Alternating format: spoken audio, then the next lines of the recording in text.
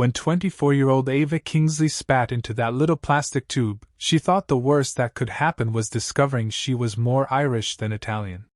She never imagined it would connect her to 5 cold case murders. Or that it would blow up the life she thought she knew. It started as a joke. "Let's see if I'm secretly royalty." Ava had laughed, her best friend Jasmine filming her for their shared lifestyle vlog. The DNA kit had arrived in a glossy box with bright branding, promising ancestry insights and health data. Harmless fun. A clickbait video. What Ava didn't know, what no one knew, was that her saliva was about to unlock a horrifying truth. 10 days later, the email arrived. "Your DNA results are in." She clicked it over coffee, expecting pie charts and percentages.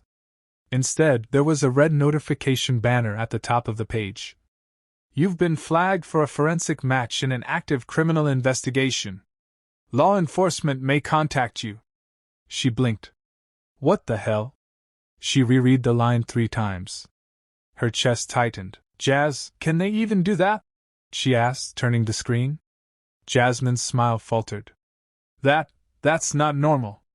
Before Ava could even digest the warning, her phone rang. Unknown number. She let it go to voicemail. A minute later, another call. This time, she answered. "Miss Kingsley? This is Detective Raymond Cole, NYPD Cold Case Division. We need to speak with you immediately." The interrogation room was freezing. Ava sat across from 2 detectives. Cole, mid-50s, tired eyes, the kind of man who'd spent 2 decades staring at death and disappointment. And his partner, Detective Ana Suarez, younger, sharper, clearly the one running point. They didn't accuse her of anything. But they didn't let her leave, either. Cole slid a photo across the table. A woman. Early 20s. Red hair, freckles. Smiling. "This is Dana Prescott. She was murdered in 2001 upstate.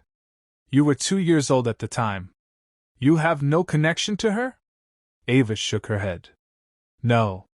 Never seen her before." "Your DNA matches hers," Suarez said. "Not as a relative, but as being connected to DNA found at the scene. We ran familial matching. Your profile led us to a partial. Someone related to you is the real match." Ava's stomach turned. "Related? How closely?" Suarez didn't blink. "Paternal line. The match is consistent with your biological father." Ava stared at them. "My dad is Thomas Kingsley. He's a high school science teacher. He lives in Syracuse. He volunteers at a dog shelter on weekends." "We're not saying it's him," Cole said gently. "We're just asking, is it possible your biological father might not be who you think?" Ava's voice was a whisper. "No. That's not possible." But it was. At home, Ava tore through old photos, birth certificates, anything that could anchor her in the reality she suddenly couldn't trust. Her mom had died of cancer when Ava was 16. She'd always told Ava that Thomas was her biological father. There had never been a reason to question it. Until now. She called him. "Dad, did Mom ever? Was there any chance I wasn't yours biologically?" Silence. Then a soft, strange sound, like the air had left his lungs. "Ava, where is this coming from?" She told him everything. The DNA kit. The cops. The match. "I need to know the truth," she said. Thomas was quiet for too long. Then, in a voice she barely recognized, he said, "Your mom and I, we had a break. Before you were born. Just a few months. She never told me there was anyone else.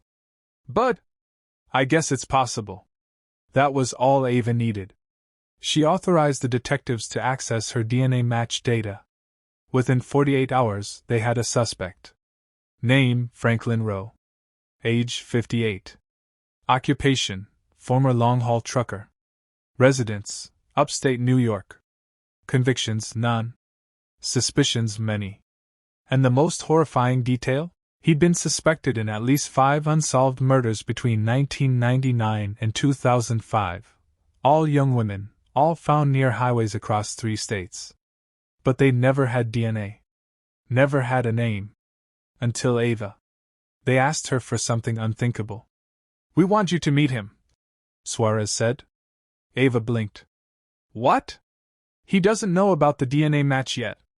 We want to see if he'd be willing to talk to a daughter he didn't know he had. If he admits to anything, it might be enough. You want me to trap him? Cole leaned forward. You might be the only one who can. After 3 days of sleepless nights, Ava agreed. She sent Franklin a message through a genealogy website, where he'd apparently submitted DNA years ago for fun. Hi, I think we might be related. Want to connect? He responded 3 hours later. Well now. This is interesting. Let's talk. They met in a coffee shop 2 towns over. Franklin was charming. Too charming. Tall, lean, thick gray hair slicked back. Sharp blue eyes. Clean flannel shirt. He looked like a retired farmer, not a serial killer. You're my daughter, he said, smiling like it was Christmas. Ava forced a smile back. Looks that way. He told stories. About driving trucks across the Midwest. About playing guitar in bars. About the wild years. He didn't mention murder. Not once. But his tone, casual, detached, it unsettled her. He watched her too closely. Like he was cataloging her. Like he was proud. Your mother's name was Joanna, wasn't it? He said eventually. Yes, I remember her. Real firecracker. She didn't tell me she was pregnant. Ava nodded. Guess she had her reasons. Franklin leaned in. So what now? You want to be in touch? Get to know me? I'd like that, Ava said, her hands trembling under the table. She was wearing a wire. Suarez and Cole were in a van across the street, listening. But Franklin said nothing incriminating. Until Ava pushed harder. She pulled out a photo, the same one Cole had shown her in the station. Dana Prescott. I found this in Mom's things. Do you know her? Franklin's face froze. Then softened. Beautiful girl. I gave her a ride once. Long time ago. She didn't make it home, did she? Ava's throat dried. No. Franklin stared at the photo. Shame. World's a dark place. That was it. Nothing more. Not enough. The meeting ended with a hug. Franklin held her too long. You're my blood, he whispered in her ear. That means something. Outside, Ava collapsed into the van. Suarez clenched her jaw. He didn't say enough. He knows, Ava hissed. You heard how he reacted. The way he looked at the photo, he knows. Cole nodded. But it won't hold in court. They needed physical evidence. A confession. Something solid. So Ava came up with a plan. She'd meet him again. And this time, she'd ask about the other girls. The second meeting was at a park near the river. Ava brought a fake scrapbook, filled with photos of the 5 victims. Dana Prescott. Elise Morgan. Rachel Tien. Lacey Boyd. Naomi Green. Are these all people you gave rides to? She asked. Franklin raised an eyebrow. Where'd you get all these? Online. True crime forums. Some of them had your name pop up. Franklin leaned back on the bench. Smiled thinly. You been doing research on your old man? I just want the truth. Franklin's eyes darkened. Truth's dangerous, Ava. Once you know it, you can't go back. Then tell me. He didn't answer. Just stood up. I'll call you, he said, and walked off. Suarez cursed in the surveillance van. He's pulling back. But 2 days later, Franklin sent Ava a message. If you really want to talk, come alone. No wires. No cops. Just you and me. I'll tell you everything. He gave her a location. An abandoned gas station off Route 13. Midnight. Ava stared at the message. Her hands shook. Suarez grabbed her wrist. You're not going. Not alone. I have to, Ava whispered. He'll only talk to me. No. This is bait. He's paranoid. And dangerous. Cole agreed. Let us handle it. We'll go in, record what we can, tail him if he runs. But Ava had already made up her mind. I started this, she said. I'm going to finish it.